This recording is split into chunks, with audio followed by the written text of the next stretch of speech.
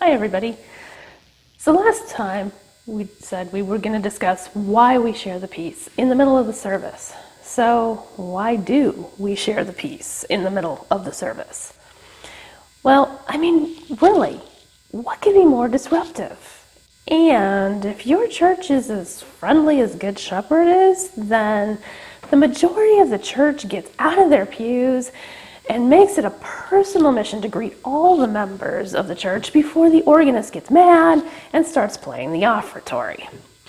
But usually, when sharing the peace, the conversation goes something like this. Peace be with you. How are you? Oh yeah, did your brother have that hernia surgery the other day? The conversation usually devolves into something closer to a conversation over coffee and cookies that would normally take place in the fellowship hall. So why do we share the peace in the middle of the service? First, we have to go back to very early Christianity. After Christ's ascension, Christians were left with an identity crisis. Were they Jewish or were they Christians? They continued to worship with their Jewish friends and at times were considered just another sect of Judaism. But the Christians knew that they also needed to celebrate the Eucharist or Holy Communion. They began meeting separately. Interestingly enough, they kept the ancient Jewish service of the Word.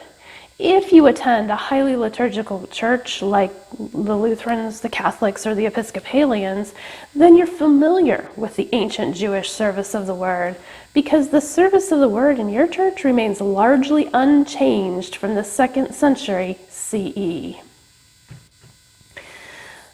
The kiss of peace, yes, notice I said kiss, developed around this time to separate the service of the Word from the Eucharist service.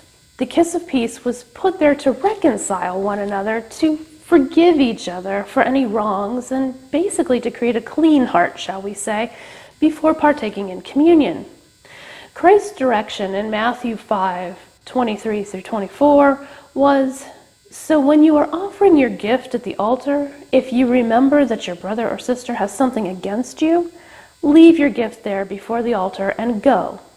First be reconciled to your brother or sister, and then come and offer your gift." In other words, reconcile and offer forgiveness before receiving communion. So how did it start out as a kiss? The New Testament references greeting each other with a holy kiss in the book of Romans, 1st and 2nd Corinthians, 1st Thessalonians, and 1st Peter.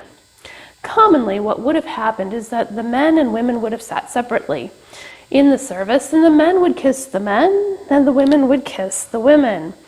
It was not a kiss on the cheek, however. It was a kiss on the mouth. Not a real pleasant thought in the midst of a global pandemic. I did read at one point that kissing mouth to mouth had fewer romantic connotations back then.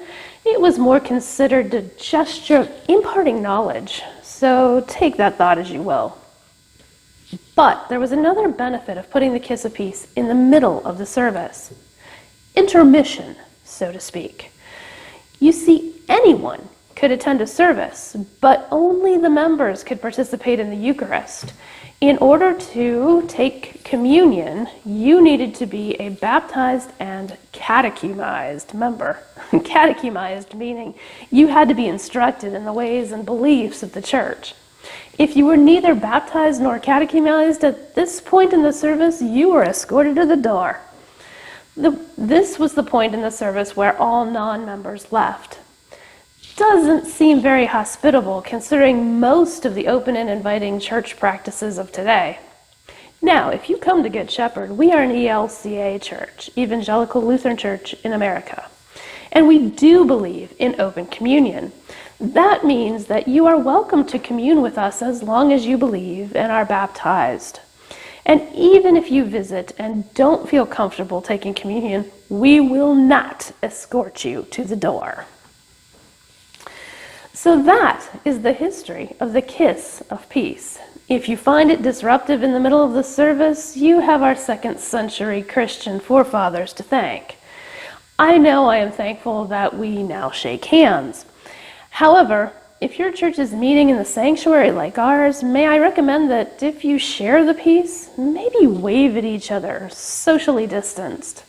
Or better yet, go home and call each other and safely wish your friends, peace be with you.